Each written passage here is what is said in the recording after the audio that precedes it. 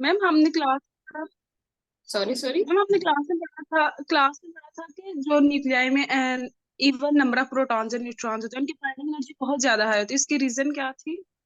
क्योंकि उनके magnetic poles जो होते हैं ना वो स्टेबल होते हैं। मतलब उनके मैग्नेटिक मोमेंट्स जो होते हैं वो एक दूसरे को कट ऑफ कर रहे होते हैं, कपल किया होता है उन्होंने। ओके मैम, और उनका स्पिन जीरो होगा? उनका स्पिन की वैल्यू जीरो होगी, बिल्कुल। यस। ठीक है। जो इसके लिए जो टेम्परेचर रिक्वायर्ड है, अच्छा अभी मैं आप लोगों के क्वेश्चन ना आफ्टर लूंगी, पहले इसको खत्म कर लो ताकि हमारा जो सिलेबस है ना वो कंप्लीट हो जाए। ठीक है। सो आप लोगों का जो यहाँ पे टेम्परेचर जो रिक्वायर्ड है, मतलब आप लोगों ने अगर न्यूक्लियर फ्यूजन करवानी हो तो उसके लिए जो टेम्परेचर रिक्वायर्ड है ना वो 150 मिलियन डिग्री सेंटीग्रेड है। और नॉर्मली जो सन की सरफेस का जो टेम्परेचर होता है ना वो 10 मिलियन डिग्री सेंटीग्रेड होता है। सो इस चीज को काइंडली जहन में रखिएगा कि ये जो टेम्परेचर है ये 15 टाइम्स हायर है as compare to sun surface. मतलब सन का जो कोर है ना उसका टेम्परेचर आपको चाहिए ये परफॉर्म करने के लिए ऑन अर्थ। न्यूक्लियर फ्यूजन अगर आप परफॉर्म करने जाओ अर्थ पे तो इतना ज्यादा हाई टेम्परेचर आपको रिक्वायर्ड है। मतलब ये मिनिमम, ये ऐसा नहीं है टेम्परेचर कि मैं हीट अप करके इसको अटेन कर सकूं। सो यही सबसे बड़ा इशू होता है। नेक्स्ट चीज जो आप लोग डिस्कस करोगे वो हाइड्रोजन बॉम्ब है। और हाइड्रोजन बॉम्ब जो है बेसिकली कम्बिनेशन है तीन तरह के बॉम्ब्स का। इसमें एक नॉर्मल टीएनटी बॉम्ब है, मतलब टीएनटी बॉम्ब ये आपका अगेन ट्रिगर बॉम्ब होगा। फिर सिमिलरली आपके पास अगली चीज जो है वो फिशन बॉम्ब है। जो एनर्जी या जो टेम्परेचर हमें चाहिए न्यूक्लियर फ्यूजन करवाने के लिए वो टेम्परेचर हम लोग फिशन बॉम्ब को एक्सप्लोड करके अटेन करेंगे। इसके अलावा और कोई वे नहीं है कि आप इतना ज्यादा हाई टेम्परेचर कहीं पे भी जनरेट कर सको। तो पहला बॉम्ब टीएनटी बॉम्ब है। सेकंड बॉम्ब आपके पास फिशन बॉम्ब है। थर्ड बॉम्ब आपके पास फ्यूजन बॉम्ब है। और इस चीज को काइंडली ध्यान में रखिएगा कि टीएनटी प्लस फिशन बॉम्ब को हम लोग प्राइमरी बॉम्ब कहते हैं और ये वही इम्प्लोयन टाइप बॉम्ब है जो आप लोगों ने पीछे देखा है। ये बिल्कुल एग्जैक्टली वही वाला बॉम्ब है और उसको हम लोगों ने यहाँ पे फिट किया होता है। और डिफरेंस क्या है कि हम लोगों ने एक मतलब अगेन केसिंग दे दी हुई है, एक रिफ्लेक्टिव केसिंग दे दी हुई है। मतलब इसको मैंने किसी रिफ्लेक्टर से कोट किया होता है, नॉर्मली ग्राफीन से हम लोगों ने इसको कोट किया होता है। और इसका क्या फायदा है कि लेट्स सपोज कोई भी रेडिएशन जो यहाँ पे जनरेट होंगी ये रिफ्लेक्टिव कोटिंग उसको रिफ्लेक्ट करके दोबारा से इसी सिस्टम के अंदर रखेगी।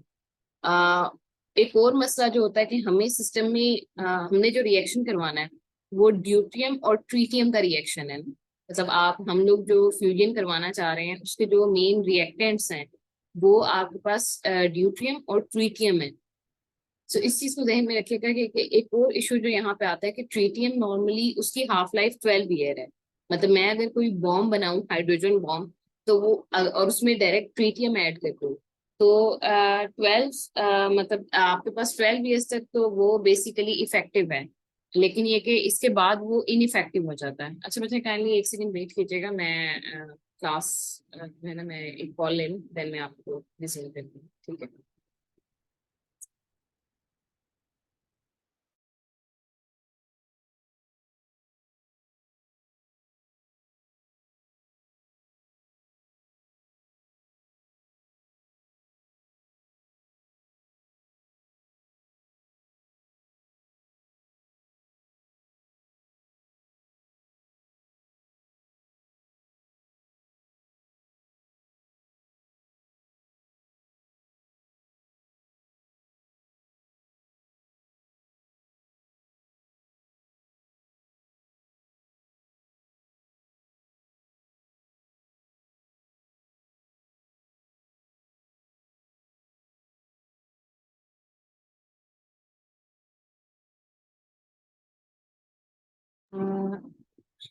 चलिए।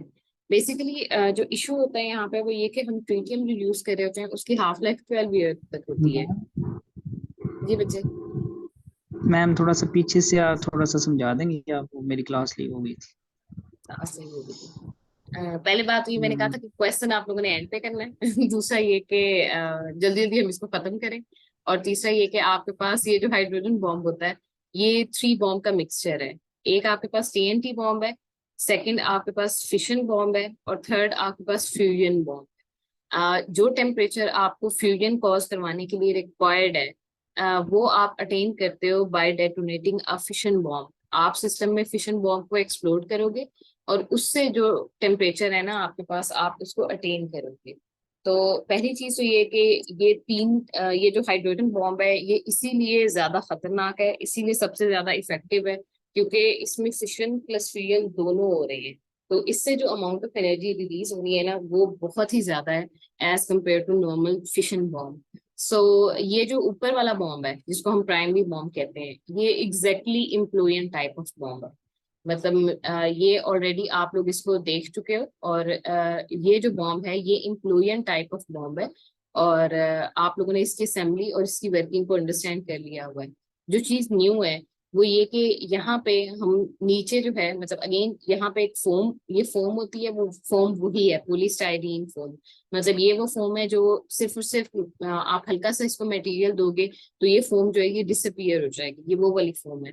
सो ये अगेन स्पेसर है, आप इसको एम्प्टी स्पेस भी कह सकते हो, आप इसको पॉलीस्टाइरीन फोम भी कह सकते हो, और आप इसको यहाँ पे अगेन भर देते हो।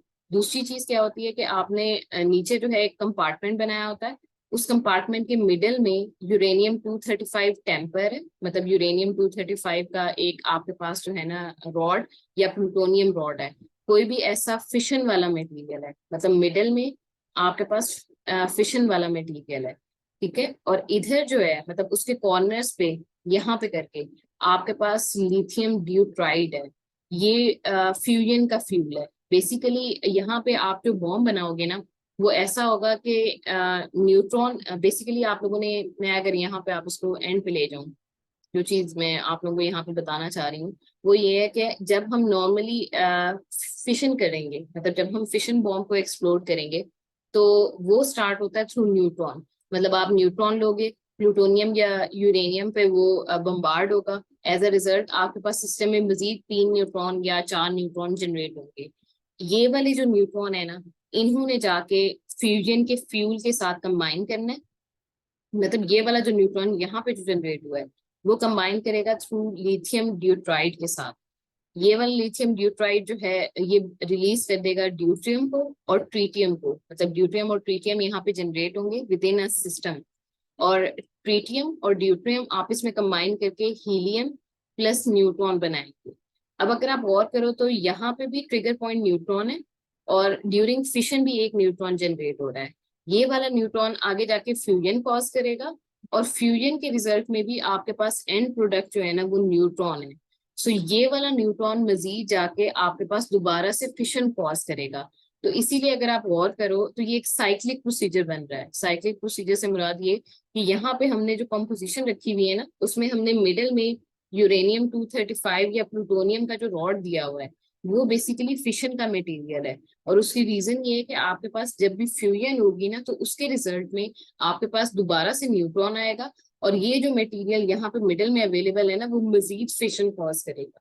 तो ये बहुत ही ज्यादा अगेन मैक्सिमम डैमेज जितना हम लोग कर सकते हैं ना हम उतना अटेन कर सकते हैं थ्रू फ्यूजन बॉम्ब।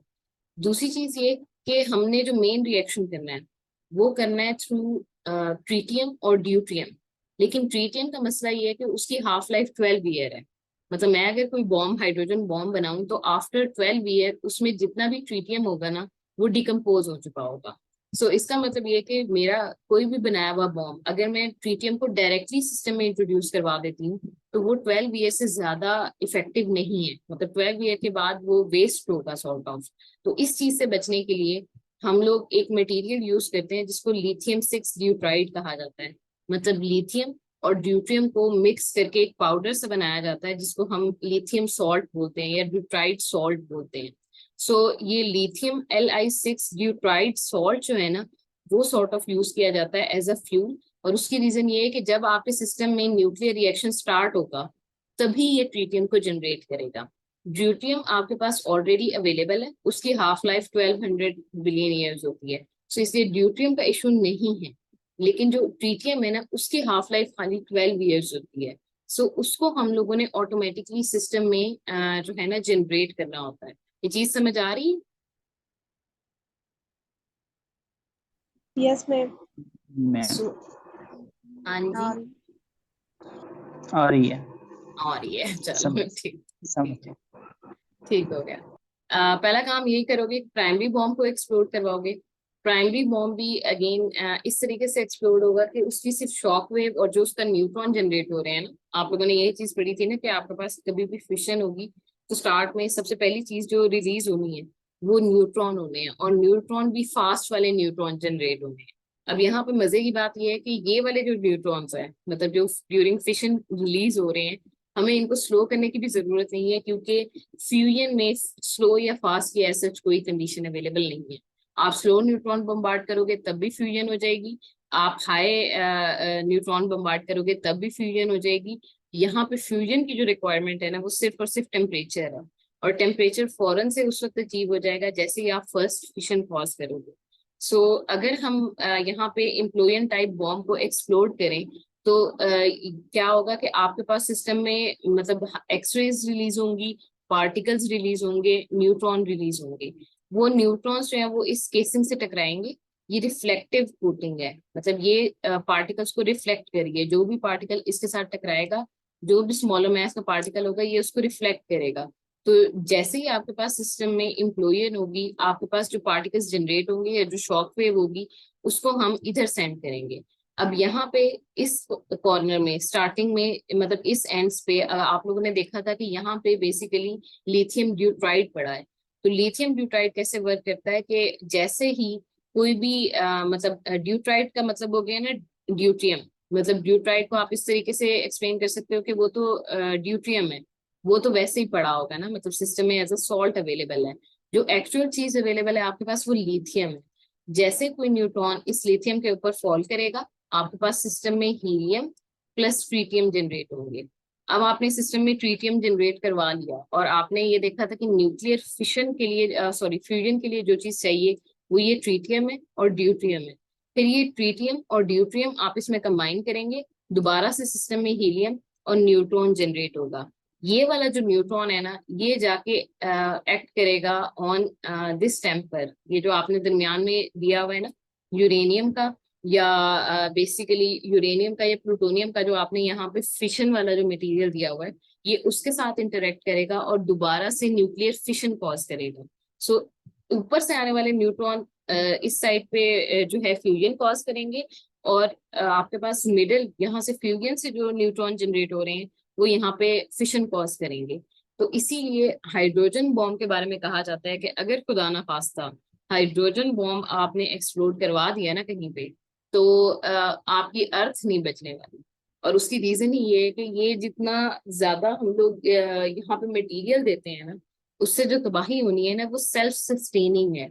मतलब ये कि ये काफी देर तक रहेगा, ये एक ऐसी चीज नहीं है कि हिरोशिमा पे जिस तरह ब्लास्ट हुआ था और खत्म हो गया आफ्टर 4 या 5 सेकेंड्स। वो तो तबाही थी ना जो बाद में हमें उसकी भुगतनी पड़ी। लेकिन फिर भी जो एक्चुअल बॉम्ब था वो तो विद इन 3 सेकेंड्स फिनिश हो गया था। यहाँ पे क्या है कि अगर एक दफा आप हाइड्रोजन बॉम्ब एक्सप्लोड करवाओगे ना, तो एक्सपेक्टेड है जितना मटेरियल इसको दिया जाता है वो 10 डेज तक बॉम्ब की फॉर्म में रहेगा। और खुद सोच लो कि एक 3 सेकंड की तबाही जो थी वो थी, अगर 10 डेज तक ये वाला बॉम्ब परसिस्ट करे जस्ट बिकॉज इट्स मटेरियल, मतलब इतना ज्यादा एक्सप्लोजन होगा कि धमाके के ऊपर धमाका होगा। और चलता रहेगा, मतलब धमाके जो है वो चलते रहेंगे जिससे एक सन में होता है।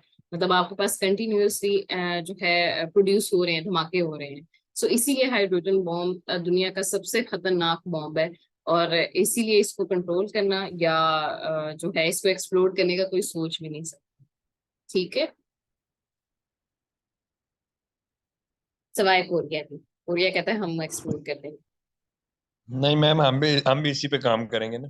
तो लगा मैम जो लोग दुनिया से तंग हैं, ये आजकल वैसे भी लोग दुनिया से तंग होते हैं वो भी इधर आ जाए। ये भी सही। लास्ट थिंग ये कि आपके पास ये पूरा जो हाइड्रोजन बॉम्ब है ना, इसकी जो डेटोनेशन के लिए जो टाइम रिक्वायर्ड है ना वो 600 बिलियन ऑफ अ सेकेंड है। मतलब 1 सेकंड से भी लेस में आपका सारा काम हो जाना है। ये जो आप सारा जिसको हम जरा स्टेप्स में डिवाइड करके पढ़ रहे हैं ना, ये 1 सेकंड से भी काफी लेस अमाउंट में इसने ये सारा काम हो जाता। मैम ये लफ्ज के साथ बिलियंस ट्रिलियंस लगा हुआ है, ये इसको मेजर कैसे करते हैं? मेजर कैसे करते हैं? इसको करो फेमटोमीटर के तुम लोगों ने लेजर है, अभी तुम लोगों ने इंस्ट्रूमेंट से देखे। चलो इतना ज्यादा मुश्किल काम नहीं है बाय द वे, जितना एज्यूम करके बैठे होते हो ना आप लोग चूंकि प्रैक्टिकल में वीक हो ना, तो नहीं तो हमारे पास तो जो कैपेबिलिटी है ना, हम नॉर्मली जो हमारे यूवी विजिबल और इस तरह के जो इंस्ट्रूमेंट्स हैं, मतलब जिसको हम स्पेक्ट्रोस्कोपिक इंस्ट्रूमेंट्स कहते हैं, उनके थ्रू भी 10 एक्सपोनेंशियल नेगेटिव 30 सेकंड्स तक मेजर इजीली कर सकते हैं। और ये अभी कोई हाई फाई लैब नहीं है, मतलब हाई फाई लैब से मुराद ये कि आप उसको साइंटिफिक वर्क नहीं कहोगे। तो ऑफ कोर्स जहाँ पे उन लोगों ने इतने स्मॉलर स्केल पे काम करना है, उनके इंस्ट्रूमेंट्स भी फिर इतने ही शार्प होते हैं। और ये मेजर्ड है इन द सेंस के हम लोगों ने जो प्रोटोटाइप बनाए होते हैं ना, तो जिसमें बहुत थोड़ा मटेरियल लेके काम किया होता है, वो वाला काम जो होता है वो ऑलरेडी हम लोग कर चुके हैं। अच्छा खासा फ्यूजन के केस में भी हम लोग अच्छे खासी काम कर चुके हैं। तभी कोरिया ने वो टेम्परेचर जनरेट करके आपको दिखाया हुआ है ना, कि ये इतना टेम्परेचर जो है वो जनरेट हो जाता है अगर आप करने में लगे। इनकरेज नहीं किया जाता कि कोरिया आप से ये हाथ काम। मिलाना पड़ेगा। हाँ कोरिया जो है ना वो खतरनाक कंट्री है इस लिहाज से।